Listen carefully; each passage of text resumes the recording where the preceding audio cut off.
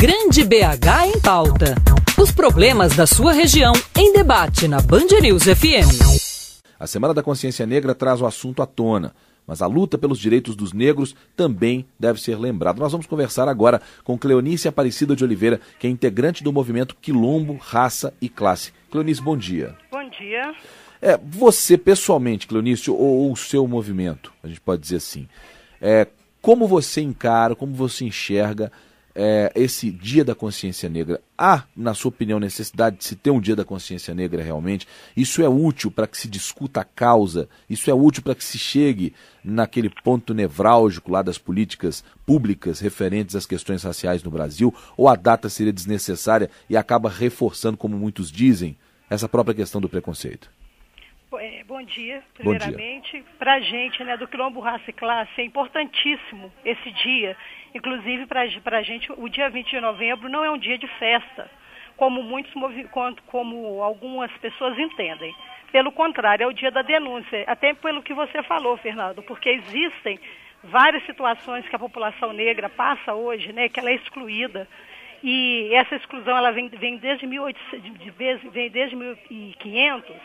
Então, este momento é um momento realmente fundamental para que se faça essas denúncias em relação à situação de baixos salários que a população negra vive, em relação à situação da violência que a população vive no nosso país.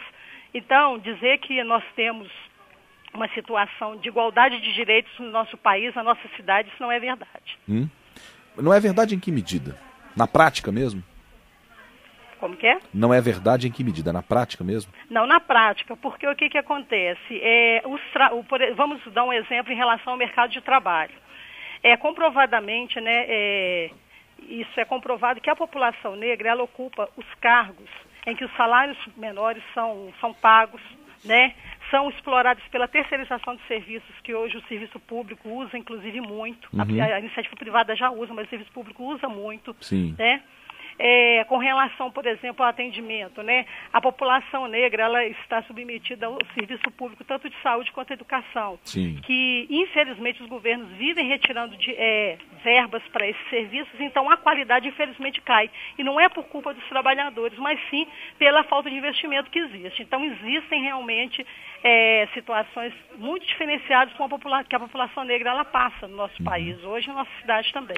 Mas isso aí que a senhora levantou, que é justo, evidentemente, isso é estatístico, isso não é uma percepção, em relação ao ganho, à remuneração de uma pessoa negra na comparação com uma pessoa não negra, tem a ver com preconceito ou tem a ver com nível de especialização? Que no fim das contas acaba desembocando também no passado de preconceito que a gente já conhece. Na verdade é o seguinte, existe uma questão histórica no nosso país, porque quando foi assinada a Lei Áurea lá em 1888, o que acontece? A população negra, ela já foi alijada de uma situação financeira até para ela poder sobreviver bem. Isso vem se arrastando. Então, hoje, por exemplo, quando a gente vê, por exemplo, situações em que as pessoas têm posses de terra, essas terras elas não estão na mão das pessoas negras. Com relação à questão da educação também, a população negra ela teve o acesso à educação bem depois da Sim, população branca. Sem dúvida. E isso traz como consequência a questão da formação.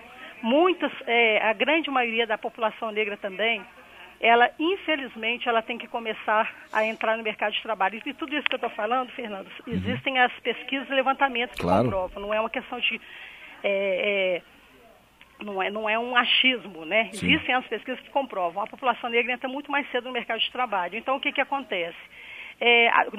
A formação fica prejudicada, e aí quando a formação fica prejudicada, acaba ocupando determinados cargos que existe uma menor especialização, e aí, como consequência, o salário é menor, entendeu? Então, na verdade, essa situação de uma discriminação, de uma diferenciação da população negra, e é um racismo isso, ele vem de muito tempo. Isso é um ciclo vicioso. Então. Exatamente.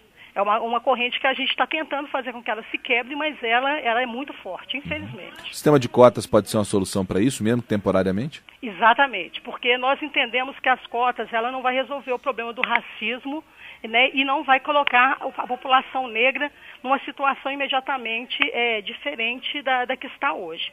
Porém, é uma possibilidade, sim, porque já que nós já fomos excluídos desde o começo lá, pela questão das posses, a questão financeira do negro, desde do começo da escravidão, com a implementação da Lei Áurea, né, que aconteceu, a assinatura da Lei Áurea. E assim como o acesso à escola, como eu te disse, isso tudo acaba sendo, acaba colocando a população negra numa situação diferenciada.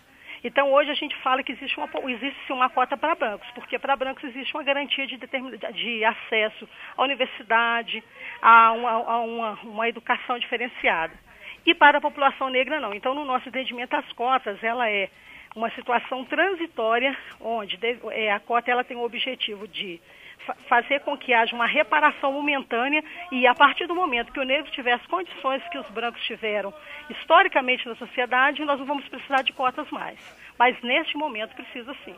Muito então bem. defendemos cotas nas universidades, né, para negros, não é para a população pobre de modo geral, porque a população negra, o negro pobre é diferentemente tratado do negro branco, né? Do Defendemos pobre branco, cotas desculpe, né? públicos. A senhora disse o negro pobre é diferente do branco pobre. Sim. A senhora falou negro branco? Estranho. Oh, desculpa, Fernando. Não, compreensível. Do negro pobre e o branco pobre. Eles Sim. têm uma diferenciação de tratamento. Inclusive, eu posso te dar o exemplo, inclusive, de uma abordagem policial. É muito diferente. Mas a senhora concorda que até por parte de policiais negros essa diferenciação ocorre? Sim, com certeza. Porque, infelizmente, o policial negro, ele está dentro de um sistema que ele é excludente, que ele é racista, né? E ele não tem consciência em relação a isso. Eu prefiro entender que seja dessa forma. Sim. E que não seja um policial negro racista.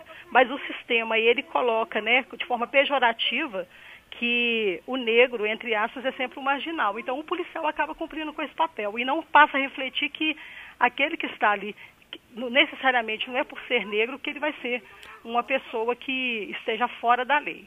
Muito bem, olha só, nós conversamos com Cleonice Aparecida de Oliveira, que é integrante do movimento Quilombo, Raça e Classe. Cleonice, muito obrigado pela sua participação aqui no nosso quadro Grande BH em Pauta, na Band News FM. Te convido a ouvir conosco aí as entrevistas de amanhã e sexta-feira, que serão com certeza muito interessantes e conclusivas sobre esse assunto que nós estamos levantando aqui nessa semana. Eu agradeço também e parabenizo a rádio pela essa iniciativa. Muito bem, muito obrigado, bom dia para você. Obrigado.